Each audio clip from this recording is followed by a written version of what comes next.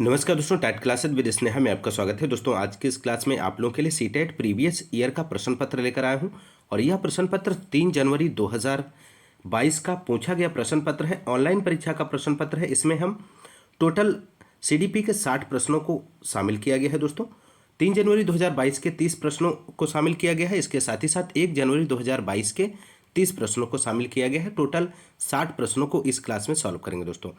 दोस्तों क्लास के अंत तक बने रहें और क्लास को पूरा देखें। दोस्तों आइए शुरू करते हैं आज की इस क्लास के क्वेश्चन नंबर फर्स्ट से। क्वेश्चन नंबर फर्स्ट है, विकास के प्रत्येक चरण के लिए सामाजिक अपेक्षा को क्या कहा जाता है? ऑप्शन ए है विकासात्मक कार्य, ऑप्शन सेकेंड है विकासात्मक आवश्यकताएं, ऑप्शन थर्ड है विकासात्मक बाधाएं, ऑप्शन फोर है विकासात्मक क्षेत्र। तो यहाँ पे दोस्तों इस क्वेश्चन का राइट आंसर हो जाएगा ऑप्शन ए विकासात्मक कार्य। यहाँ पे सही जवाब हो जाएगा। विकास के प्रत्येक चरण के लिए सामाजिक अपेक्षा को विकासात्मक कार्य, विकासात्मक पाठ, डेवलपमेंट टास्क के नाम से जाना जाता है। प्रत्येक समाज में बच्चे एक विशेष आयु होने पर कुछ व्यवहारों को अन्य व्यवहारों से शीघ्र सीख जाते हैं। समाज भी बच्चों से उनकी आयु के अनुसार संबंधित व्यवहारों की अपेक्षा रखता है। इसे ही सामाजिकरण प्रत्याशा या सामाजिक अपेक्षा कहा जाता है।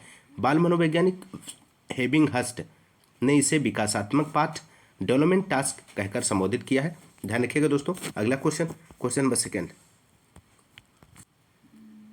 क्वेश्चन नंबर सेकेंड है दोस्तों, विकास क्या है? तो राइट आंसर यहाँ पे हो जाएगा इस क्वेश्चन का फर्स्ट, शरीर के मध्य से बाहर की दिशा में होता है। विकास शरीर के मध्य से बाहर की दिशा में होता है। शारीरिक विकास के इस प्रकार को समीप दूरस्थ विकास सिद्धांत के नाम से जाना जाता है। शारीरिक विकास के एक अन्य प्रकार का मस्तिष्काधोमुखी विकास सिद्धांत के नाम से जाना जाता है। इसके अंतर्गत विकास का क्रम सिर से पैरों की तरफ होता है। विकास एक बहुआयामी प्रक्रिया है। यह वातावरण व आनुवंशिकी दोनों से प्रभावित होता है। ध्यान रखिएगा, महत्वपूर्ण प्रश्न है। अगला क्वेश्चन नंबर थर्ड। कथन ए दिया गया है, संज्ञानात्मक विकास मध्य बाल्यावस्था तक तेजी से विकसित होता है और फिर ठहर जाता है। तर्क दिया गया है, मानव मध्य बाल्यावस्था के चरण के बाद नई चीजें नहीं सीख सकते। सही विकल्प चुने। तो दिए गए ऑप्शंस में से दोस्तों आपको राइट आंसर का चयन करना है। तो राइट आंसर यहाँ पे हो जाएगा इस क्वेश्चन का ऑप्शन फोर्थ, ए और आर दोनों गलत हैं। संज्ञानात्मक विकास से अभिप्राय एक ऐसी प्रक्रिया से लिया जाता है जिसमें संवेदन, प्रत्यक्षण, प्रतिभा, धारणा, समस्या समाधान, चिंतन, तर्कणा जैसी मानसिक प्रक्रियाओं का समावेशन होता है। दूसरे शब्दों में संज्ञानात्मक विकास तब होता है जब संवेदी सूचनाओं को ग्रहण करके उसका रूपांतरण, विस्तारण, संग्रहण, पुनर्लाभ एवं उसका समुचित प्रयोग समस्या समाधान हेतु किया जाता है। साथ ही मानव जीवन पर्यंत कुछ न कुछ नवीन सीखता रहता है। तो यहाँ पे कहा जा सकता है कि कथन ए और आर दोनों आ सकते हैं। दोस्तों ध्यान रखिएगा। बढ़ते हैं अगले क्वेश्चन की ओर। क्वेश्चन नंबर 4 है, विद्यार्थियों का एक समूह अपने खेल के दौरान एक लोकप्रिय नृत्य रियलिटी शो के दृश्य दर्शाता है। 8 वर्षीय सना एक जज के तौर पर दूसरे बच्चों के नृत्य पर टिप्पणियां करती है। यह परिस्थिति बच्चों के सामाजिकरण की महत्वपूर्ण भूमिका दर्शाता है। आपको फिल करना है यहाँ पे। तो दिए गए ऑप्शंस में से आपको बताना है कौन सा राइट आंसर हो जाएगा। तो यहाँ पे इस क्वेश्चन का राइट आंसर थर्ड ऑप्शन हो जाएगा, मीडिया इसका सही जवाब है। विद्यार्थियों का एक समूह अपने खेल के दौरान एक लोकप्रिय नृत्य रियलिटी शो के दृश्य दर्शाता है। 8 वर्षीय सना एक जज के तौर पर दूसरे बच्चों के नृत्य पर टिप्पणियां करती हैं। यह परिस्थिति बच्चों को सामाजिकरण में मीडिया की महत्वपूर्ण भूमिका को प्रदर्शित करता है। अगला क्वेश्चन नंबर 5। जीन पियाजे के संज्ञानात्मक सिद्धांत के अनुसार बच्चे किस अवस्था में वस्तुओं को कहे गए क्रम में लगाने की योग्यता पा लेते हैं? तो राइट आंसर यहाँ पे इस क्वेश्चन का हो जाएगा थर्ड ऑप्शन, मूर्त संक्रियात्मक अवस्था। जीन पियाजे के संज्ञानात्मक विकास सिद्धांत के अनुसार बच्चे मूर्त संक्रियात्मक अवस्था में वस्तुओं को कहे गए क्रम में लगाने की योग्यता पा लेते हैं। मूर्त संक्रियात्मक अवस्था की अवधि 7 वर्ष से 12 वर्ष मानी जाती है। ध्यान रखिएगा, 7 वर्ष से 12 वर्ष तक मानी जाती है। और इस अवधि की विशेषता है कि इसमें बच्चे ठोस वस्तुओं के आधार पर आसानी से मानसिक संक्रियाएं करते समस्या का समाधान कर लेते हैं। तो ध्यान रखिएगा, महत्वपूर्ण प्रश्न है। अगला क्वेश्चन नंबर 6। जीन पियाजे के अनुसार एक सतत प्रक्रिया जो मानसिक संरचनाओं को परिष्कृत और परिवर्तित करती है क्या कहलाती है? तो राइट आंसर फोर्थ हो जाएगा, संतुलीकरण कहलाती है।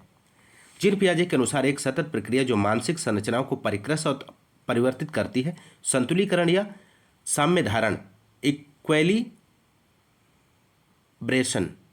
कहलाती है। इक्विलिब्रेशन कहलाती है। साम्य धारण के परिणाम स्वरूप बच्चों की संज्ञानात्मक संरचना अत्यधिक रूप से विकसित होती है। साम्यकरण बच्चों की गत अनुभूतियों पर ही निर्भर नहीं करती, अपितु उनकी शारीरिक परिपक्वता के विकास स्तर पर भी निर्भर करती है। तो राइट आंसर फोर्थ हो जाएगा संतुलीकरण, इंग्लिश में इक्विलिब्रेशन। अगला क्वेश्चन नंबर 7 है। विद्यार्थियों को एक समस्या का हल खोजने में संघर्ष करते देखकर उनकी सहायता के लिए अध्यापिका उन्हें संकेत और आधे सुलझे उदाहरण देती है। लिव वाइगोत्स्की के सिद्धांत के अनुसार यह किसका उदाहरण है, आपको बताना है। तो राइट आंसर यहाँ पे फर्स्ट हो जाएगा, पाड़ होता है। विद्यार्थियों को एक समस्या का हल खोजने में संघर्ष करते देखकर उनकी सहायता करने के लिए अध्यापिका उन्हें संकेत और आधे सुलझे उदाहरण देती है। लिव वाइगोत्स्की के अनुसार अध्यापिका ऐसा करके विद्यार्थियों को पाड़ यानी कि इसका फोल्डिंग प्रदान कर रही है। ध्यान रखिएगा, कई बार प्रश्न ये रिपीट हुआ है इसके फोल्डिंग से, तो इसके फोल्डिंग से क्वेश्चन आपका बन रहा है। तो अगला क्वेश्चन नंबर 8। निम्न में से किस सिद्धांतकारी ने कहा कि संज्ञानात्मक विकास एक सहयोगात्मक प्रक्रिया है। तो राइट आंसर यहां पे हो जाएगा इस क्वेश्चन का दोस्तों फर्स्ट, लेव वाइगोत्स्की। रूसी मनोवैज्ञानिक लेव वाइगोत्स्की का कहना था कि संज्ञानात्मक विकास एक सहयोगात्मक प्रक्रिया है। संज्ञानात्मक विकास सामाजिक, सांस्कृतिक, परस्पर अंतःक्रिया व भाषा तथा चिंतन प्रक्रिया द्वारा संभव होता है। तो राइट आंसर फर्स्ट हो जाएगा। क्वेश्चन नंबर 9 है। लॉरेंस कोहलबर्ग के सिद्धांत की एक मुख्य आलोचना है, आपको बताना है दोस्तों दिए गए ऑप्शंस में से। तो राइट आंसर फर्स्ट हो जाएगा। उसके सिद्धांत में नारी परिपेक्ष गौण है। लॉरेंस कोहलबर्ग के सिद्धांत की मुख्य आलोचना नारीवादी परिप्रेक्ष्य में कैरोल गिल्गन द्वारा की गई। कैरोल गिल्गन का कहना है कि कोहलबर्ग ने अपने नैतिक विकास सिद्धांत में महिलाओं के नैतिक विकास में देखरेख संदर्भ की अनदेखी की है। तो राइट आंसर फर्स्ट यहाँ पे हो जाएगा। अगला क्वेश्चन नंबर 10 है दोस्तों। हावर्ड गार्डनर ने सुझाव दिया कि अलग अलग प्रकार की बुद्धियां होती हैं। निम्नलिखित में से कौन सी बुद्धि गार्डनर द्वारा प्रस्तावित प्रकारों में से नहीं है, आपको बताना है। तो राइट आंसर यहाँ पे फोर्थ हो जाएगा, व्यवहारिक यहाँ पे सही जवाब हो जाएगा। हावर्ड गार्डनर ने सुझाव दिया कि बुद्धि अलग अलग प्रकार की होती है तथा प्रत्येक बुद्धि अपने अन्य प्रकार से भिन्न होती है। गार्डनर द्वारा प्रस्तावित बुद्धि प्रकारों में शामिल है। तो इन्होंने भाषाई बुद्धि, स्थानिक बुद्धि, सांगीतिक बुद्धि और व्यक्तिगत अन्य बुद्धि, तार्किक गणितीय बुद्धि, शारीरिक गतिक बुद्धि, व्यक्तिगत आत्मन बुद्धि और प्रकृतिवादी बुद्धि, और इसके साथ ही साथ अस्तित्ववादी बुद्धि को भी इन्होंने शामिल किया था। व्यवहारिक बुद्धि गार्डनर के बुद्धि प्रकार में शामिल नहीं है। तो यहाँ पे फोर्थ ऑप्शन जो है राइट आंसर हो जाएगा।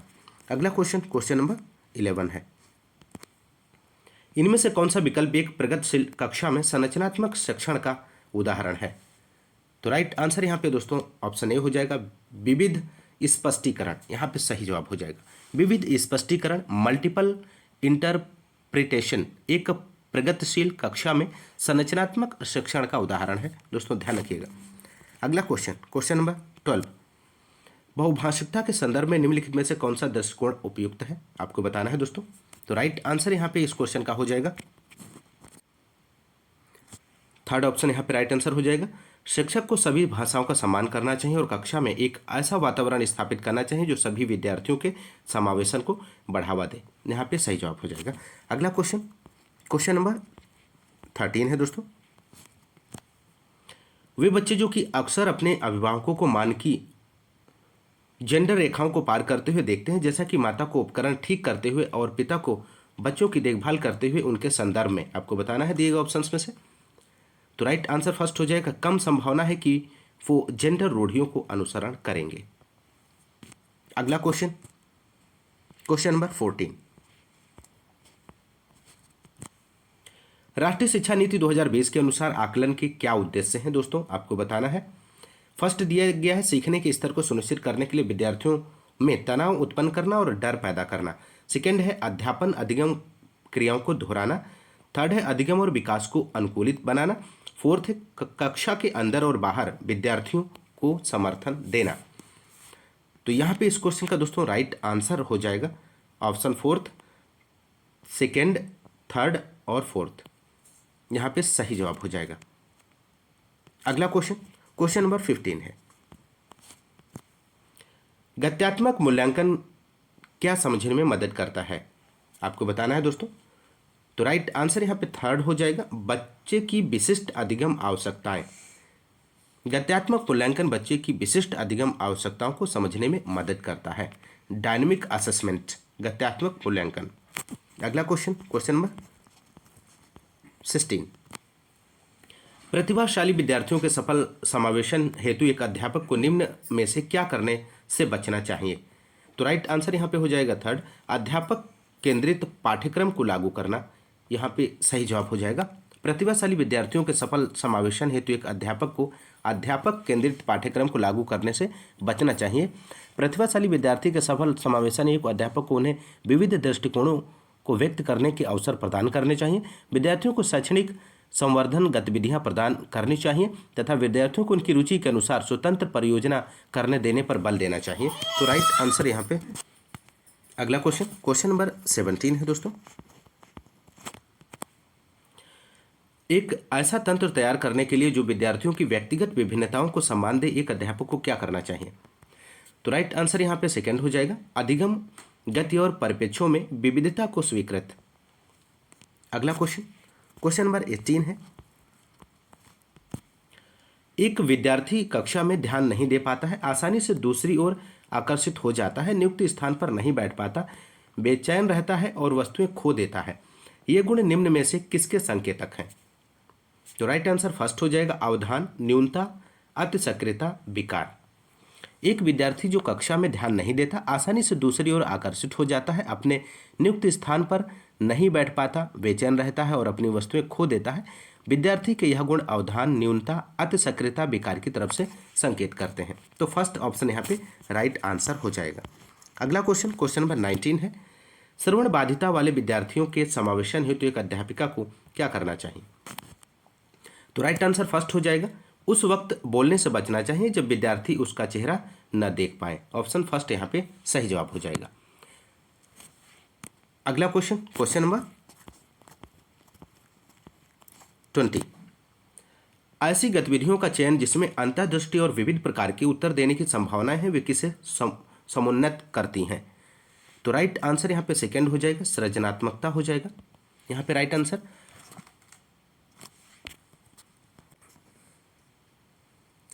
ऐसी गतिविधियों का चयन जिसमें अंतर्दृष्टि और विविध प्रकार के उत्तर देने की संभावनाएं होती हैं, वे सृजनात्मकता को समुन्नत करती हैं, प्रमोट करती हैं। सृजनात्मकता एक जटिल प्रक्रिया है जिसमें समस्या प्रत्याक्षण, समस्या को परिवर्तित करना, निर्णय को निलंबित करना, उद्भवन प्रभाव, परिणामों में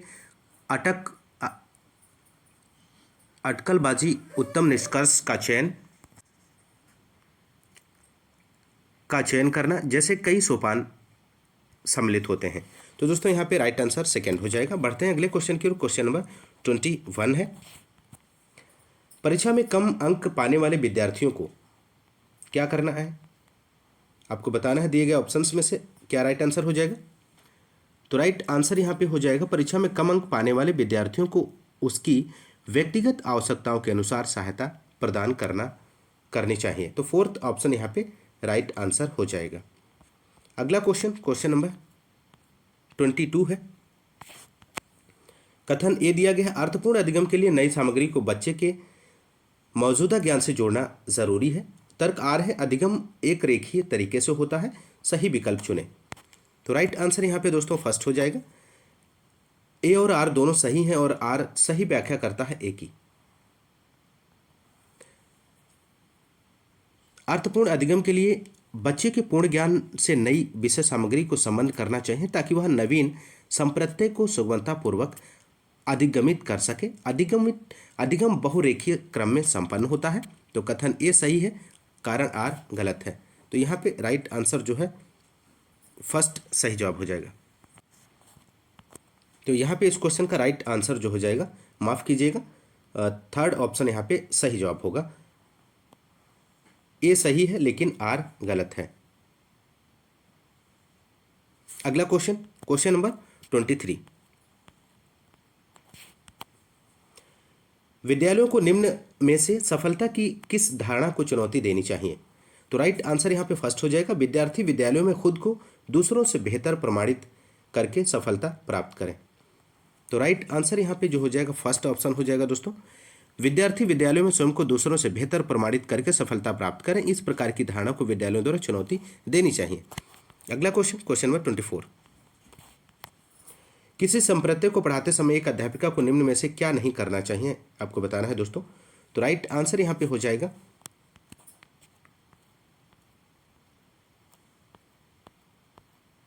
तो यहाँ पे इस क्वेश्चन का दोस्तों राइट आंसर जो होगा, तो यहाँ पे दोस्तों इस क्वेश्चन का राइट आंसर हो जाएगा गैर उदाहरणों और अपवादों के सम्मिलन का वर्णन। यहाँ पे राइट आंसर हो जाएगा दोस्तों, ध्यान रखिएगा, थर्ड ऑप्शन सही है। किसी संप्रदाय को पढ़ाते समय एक अध्यापिका को गैर उदाहरणों और अपवादों के सम्मेलन का वर्णन करना चाहिए। अध्यापिका को चाहिए कि वह रूपकों का विभिन्न क्षेत्रों व एक ही क्षेत्र में उपयोग करे, विभिन्न परिघटनाओं में सह संबंधों को रेखांकित करे और विद्यार्थियों को कार्य कारण संबंधों को तलाशने के लिए कहे। तो राइट आंसर यहाँ पे थर्ड हो जाएगा। अगला क्वेश्चन, क्वेश्चन नंबर 25 है दोस्तों। निम्न में से अधिगम की कौन सी तकनीकी पर एक अध्यापिका को बल देना चाहिए?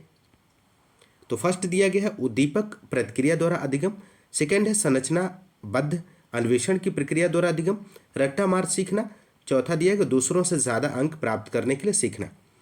तो राइट आंसर यहाँ पे जो इस क्वेश्चन का हो जाएगा सेकेंड हो जाएगा, संरचनाबद्ध अन्वेषण की प्रक्रिया द्वारा अधिगम, यहाँ पे सही जवाब हो जाएगा। एक अध्यापिका को संरचनाबद्ध अन्वेषण की प्रक्रिया द्वारा अधिगम पर बल देना चाहिए।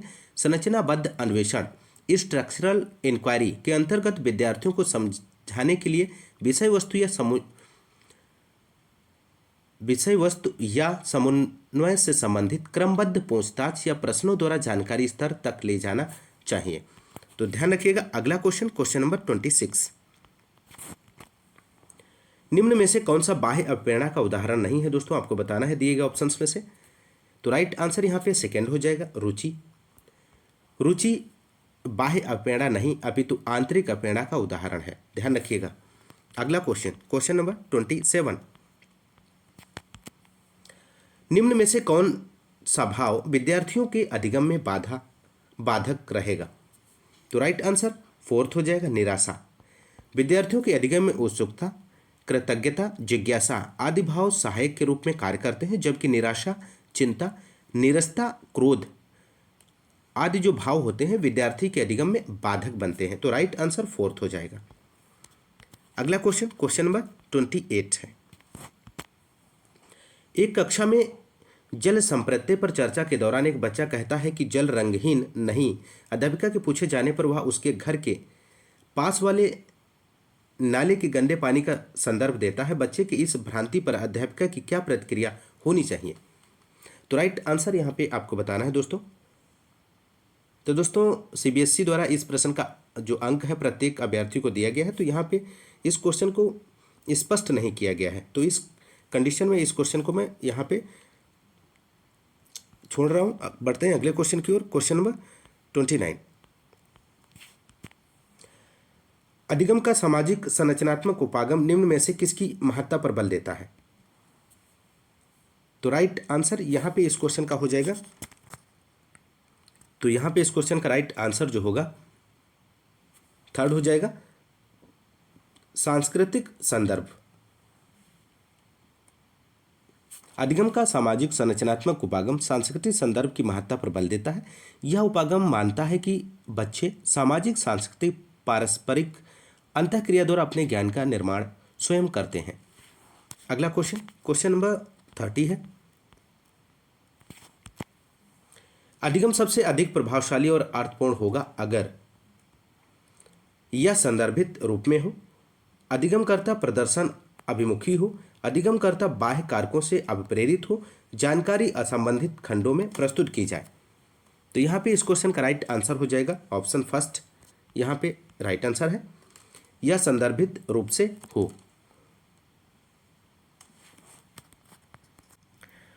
दोस्तों अब हम लोग 1 जनवरी 2022 के 30 प्रश्नों को सॉल्व करेंगे। क्वेश्चन नंबर फर्स्ट है, बाल विकास में संवेदनशील अवधि का क्या अर्थ है? आपको बताना है दोस्तों दिए गए ऑप्शंस में से। तो राइट आंसर यहाँ पे हो जाएगा ऑप्शन सेकंड, विशिष्ट क्षमताओं के विकास के लिए इष्टतम अवधि, यहाँ पे सही जवाब हो जाएगा। अगला क्वेश्चन, क्वेश्चन नंबर सेकेंड है, विकास का शीर्षगामी सिद्धांत प्रतिपादित करता है कि, ऑप्शन फर्स्ट राइट आंसर हो जाएगा विकास सिर से पांव तक होता है। विकास का शीर्षगामी सिद्धांत प्रतिपादित करता है कि विकास सिर से पांव तक होता है। मानव विकास से प्राय मानव के शारीरिक, संज्ञानात्मक, मनोसामाजिक, संवेगात्मक आदि विकास से लिया जाता है। विकास एक जीवन पर्यंत चलने वाली प्रक्रिया है जो सतत रूप से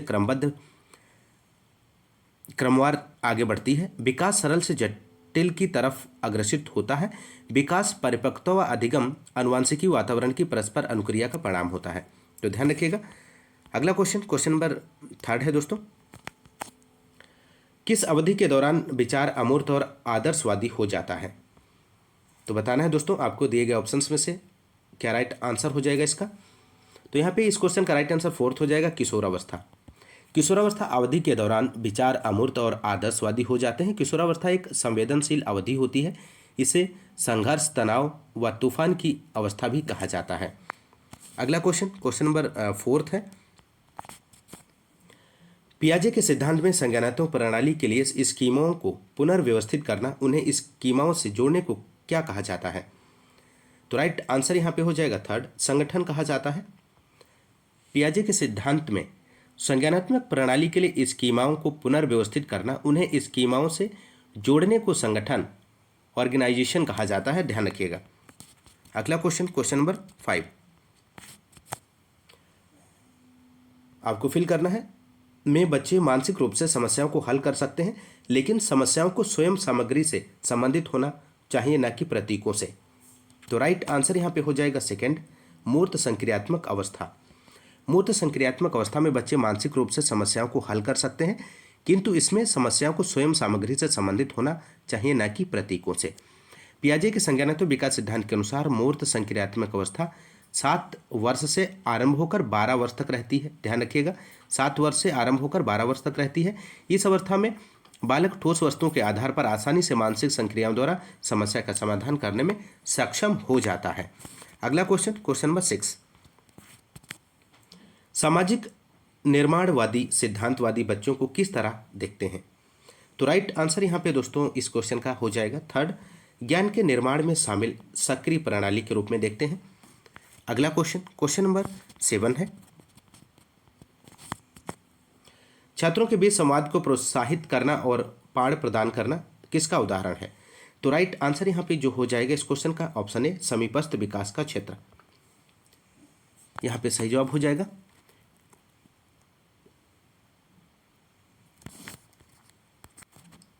अगला क्वेश्चन, क्वेश्चन नंबर 8 है, किसने प्रस्तावित किया कि नया ज्ञान बच्चे के मौजूदा ज्ञान और समर्थन के साथ जानने में सक्षम होने के बीच के अंतर में निर्मित होता है? तो राइट आंसर फर्स्ट हो जाएगा लेव वाइगोत्स्की। लेव वाइगोत्स्की द्वारा प्रस्तावित किया गया कि नया ज्ञान बच्चे के मौजूद ज्ञान और समर्थन के साथ जानने में सक्षम होने के बीच के अंतर में निर्मित होता है। लेव वाइगोत्स्की एक रूसी मनोवैज्ञानिक थे। इन्होंने संज्ञानात्मक विकास के सामाजिक सांस्कृतिक विकास सिद्धांत का प्रतिपादन किया था। तो ध्यान रखिएगा दोस्तों। अगला क्वेश्चन, क्वेश्चन नंबर 9 है, इनमें से कौन सी स्थिति बाल केंद्रित कक्षा का उदाहरण है? आपको बताना है दोस्तों। तो राइट आंसर यहाँ पे फर्स्ट हो जाएगा, एक कक्षा जिसमें छात्र समूह में बैठे हैं और शिक्षक बारी बारी से प्रत्येक में जाते हैं। अगला क्वेश्चन, क्वेश्चन नंबर 10 है, गोल्डन रूल में प्रदर्शित आदर्श पारस्परिकता का विचार कोहलबर्ग के अनुसार नैतिक विकास के किस चरण की प्रमुख विशेषता है? तो राइट आंसर फोर्थ हो जाएगा, अच्छा लड़का अच्छी लड़की अभिविन्यास। यहाँ पे सही जवाब हो जाएगा इस क्वेश्चन का। अच्छा लड़का अच्छी लड़की अभिविन्यास कोहलबर्ग के नैतिक विकास सिद्धांत की रूढ़िगत नैतिकता स्तर की उप अवस्था है। इस अवस्था में बच्चे अनुमोदन पाने एवं निर्नुमोदन से दूर रहने का अत्यधिक प्रयास करते हैं। उनके अंदर निर्नुमोदन से दूर रहने का अभिप्रेरण तीव्र होता है। तो यहाँ पे राइट आंसर फोर्थ हो जाएगा। अगला क्वेश्चन, क्वेश्चन नंबर 11 है, हावर्ड गार्डनर के अनुसार बुद्धि क्या है? आपको बताना है दोस्तों दिए गए ऑप्शंस में से। तो यहाँ पे इस क्वेश्चन का राइट आंसर फोर्थ हो जाएगा, कई विशिष्ट क्षमताओं का एक समूह है। हावर्ड गार्डनर के अनुसार बुद्धि कई विशिष्ट क्षमताओं का एक समूह है। गार्डनर के अनुसार बुद्धि की विभिन्न विशिष्टताएं मानव बुद्धि की विविधता की परिचायक होती हैं। गार्डनर ने अपनी पुस्तक frame of mind the theory of multiple intelligence में बहुबुद्धि संबंधी क्षमताओं का उल्लेख किया है। तो ध्यान रखिएगा, इनकी पुस्तक का नाम भी ध्यान रखिएगा, frame of mind the theory of multiple intelligence. अगला क्वेश्चन नंबर 12 है। अभिकथन ये दिया गया है, शिक्षकों को मानकीकृत पाठ्यक्रम, शिक्षा शास्त्र और मूल्यांकन के तरीकों का पालन करना। कारण आर है, शैक्षिक प्रणालियों को बच्चों के बीच व्यक्तिगत मतभेदों को नज़रअंदाज करना चाहिए और उन्हें खारिज करना चाहिए। तो यहाँ पे राइट आंसर जो हो जाएगा, फोर्थ ऑप्शन यहाँ पे राइट आंसर हो जाएगा। ए और आर दोनों गलत हैं। शिक्षकों को मानकीकृत पाठ्यक्रम, शिक्षा शास्त्र और मूल्यांकन के तरीकों का पालन करना चाहिए, अपितु शिक्षकों को बहुआयामी पाठ्यक्रम, बहुशिक्षण गतिविधियों पर आधारित शिक्षा शास्त्र, बहुशिक्षण गतिविधियों पर आधारित शिक्षा शास्त्र व रचनात्मक मूल्यांकन प्रणाली के तरीकों को अपनाना चाहिए। साथ ही उन्हें शैक्षिक प्रणालियों को अपनाने के संबंध में बच्चों के मध्य व्याप्त व्यक्तिगत मतभेदों को देखकर उन्हें दूर करने का प्रयास करना चाहिए। तो कथन ए और कारण आर दोनों गलत हैं। अगला क्वेश्चन नंबर 13। लड़कियों को भाषाओं और कलाओं को अपनाने के लिए प्रोत्साहित करना एवं गणित और विज्ञान को अपनाने के लिए उन्हें हतोत्साहित करना एक उदाहरण है। तो किसका उदाहरण है दोस्तों? यहाँ पे इस क्वेश्चन का राइट आंसर थर्ड हो जाएगा, जेंडर भेदभाव। यहाँ पे सही जवाब हो जाएगा। अगला क्वेश्चन नंबर 14। निम्नलिखित में से कौन सा कथन सामाजिक रचनात्मक दृष्टिकोण के अनुसार भाषा और विचार के बीच संबंध का सही वर्णन करता है? राइट आंसर थर्ड हो जाएगा, भाषा और विचार के बीच संबंध द्विदिशात्मक है।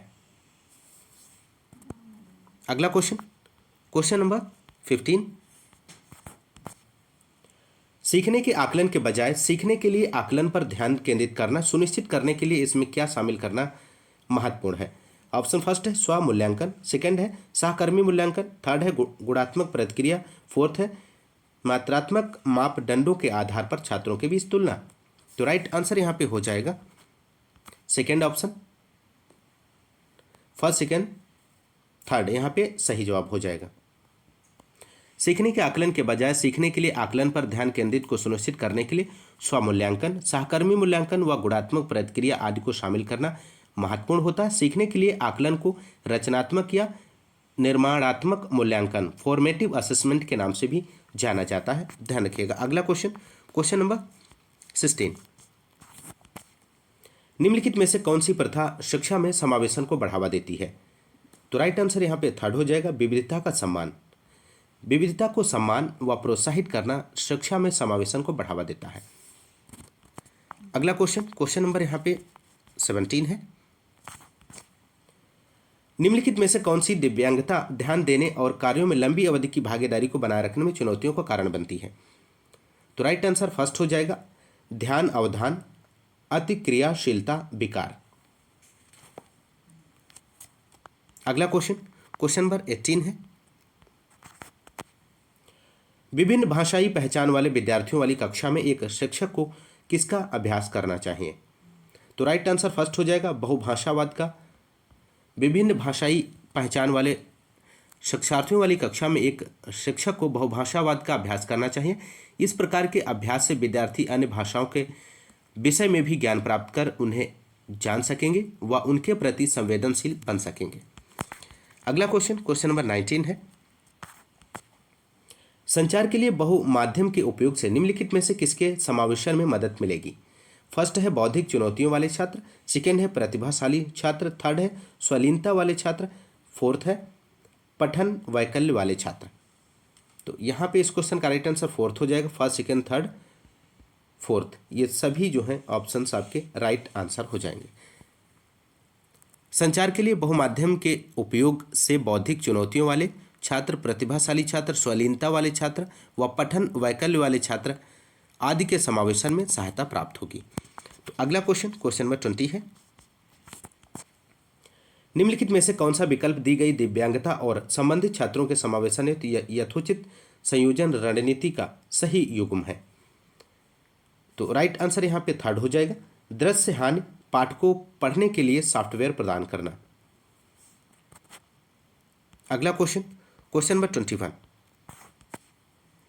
निम्नलिखित में से कौन सा विकल्प विद्यार्थियों की सोच को सुसाध नहीं करता है? आपको ध्यान देना है दोस्तों, नहीं पूछा गया है प्रश्न में। तो यहाँ पे राइट आंसर हो जाएगा इस क्वेश्चन का थर्ड हो जाएगा निष्क्रिय सुनना, सक्रिय भागीदारी, सार्थक गतिविधियां और सामाजिक भागीदारी। तो यहाँ पे राइट आंसर जो होगा थर्ड सही जवाब हो जाएगा। निष्क्रिय सुनना विद्यार्थियों की सोच को सुसाध नहीं करता है। विद्यार्थियों की सोच को उनकी अधिगम प्रक्रिया में सक्रिय भागीदारी, सार्थक गतिविधियां, सामाजिक भागीदारी, सहयोगात्मक व्यवहार आदि सुसाध्य करते हैं। तो ध्यान रखिएगा। अगला क्वेश्चन नंबर 22 है। छात्रों के लिए व्यवहारिक करके सीखने वाली गतिविधियों केको की आपको फिल करना से छात्रों के अधिगम को की संभावना है। तो यहाँ पे इस क्वेश्चन का राइट आंसर जो हो जाएगा सेकंड हो जाएगा सुविधा देने और बढ़ने। छात्रों के लिए व्यवहारिक करके सीखने वाली गतिविधियों केको की सुविधा देने से छात्रों के अधिगम के बढ़ने की संभावना अत्यधिक होती है। तो सेकंड ऑप्शन यहाँ पे राइट आंसर हो जाएगा। अगला क्वेश्चन नंबर 23 है। अधिगम के संदर्भ में निम्नलिखित में से कौन सा कथन सही है आपको बताना है दोस्तों दिए गए ऑप्शंस में से। तो राइट आंसर फर्स्ट हो जाएगा छात्र सबसे अच्छा तब सीखते हैं जब वे उन गतिविधियों में भाग लेते हैं जो उनके संदर्भ से संबंधित होती हैं। अगला क्वेश्चन नंबर 24। एक नए विषय का परिचय देते समय शिक्षक को ऐसे प्रश्न पूछने चाहिए जो अध्ययन किए जाने वाले विषय को छात्रों के पूर्व ज्ञान से जोड़ते हों। अगला क्वेश्चन नंबर 25। छात्रों का सामाजिक सांस्कृतिक संदर्भ आपको बताना है। तो राइट आंसर थर्ड हो जाएगा सीखने की प्रक्रिया में एक महत्वपूर्ण भूमिका निभाता है। छात्रों का सामाजिक सांस्कृतिक संदर्भ सीखने की प्रक्रिया में एक महत्वपूर्ण भूमिका निभाता है। सीखने की प्रक्रिया विद्यार्थियों के वातावरण, सामाजिक सांस्कृतिक परिवेश से अत्यधिक रूप से प्रभावित होती है। विद्यार्थी के सामाजिक सांस्कृतिक संदर्भ का विद्यार्थी के अधिगम पर प्रत्यक्ष प्रभाव पड़ता है। अगला क्वेश्चन नंबर 26। एक शिक्षक का इरादा अपने छात्रों के बीच चिंतनशील कौशल की सुविधा प्रदान करना है। इसके लिए उसे क्या करना चाहिए? तो राइट आंसर सेकंड हो जाएगा छात्रों को अपनी समझ के बारे में सवाल पूछने के लिए प्रोत्साहित करना चाहिए। Next question number 27। एक शिक्षक को निम्न में से क्या करना चाहिए? तो राइट आंसर फोर्थ हो जाएगा छात्रों को अपनी त्रुटियों को स्वयं ठीक करने के लिए पाठ प्रदान करना। फोर्थ यहाँ पे राइट आंसर हो जाएगा।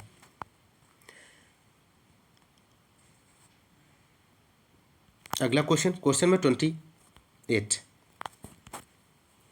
एक छात्र परीक्षा से पहले बहुत घबराया हुआ है और उच्च स्तर की चिंता महसूस कर रहा है। उसकी इस भावनात्मक स्थिति का क्या प्रभाव पड़ने को संभावना है? तो राइट आंसर फोर्थ हो जाएगा यह परीक्षा में उसके प्रदर्शन को नकारात्मक रूप से प्रभावित करेगा। अगला क्वेश्चन नंबर 29। निम्नलिखित में से कौन सा प्रेरणा के स्रोत और प्रेरणा के प्रकार का सही मिलाप युग्म है? तो राइट आंसर यहाँ पे इस क्वेश्चन का हो जाएगा फर्स्ट जिज्ञासा आंतरिक प्रेरणा। जिज्ञासा आंतरिक प्रेरणा यह युग्म प्रेरणा के स्रोत एवं प्रेरणा के प्रकार का सही मिलाप युग्म है। आंतरिक प्रेरणा ही व्यक्ति की सीखने की प्रवृत्ति को जिज्ञासु बनाती है। आंतरिक प्रेरणा के द्वारा ही व्यक्ति विभिन्न चीज़ों को जानना चाहता है, उसका अनुभव प्राप्त करना चाहता है। तो फर्स्ट आंसर सही हो जाएगा। क्वेश्चन नंबर 30 और अंतिम प्रश्न है निम्नलिखित में से कौन सा विकल्प किसी संप्रत्यय की समझ को सुसाध्य नहीं करेगा?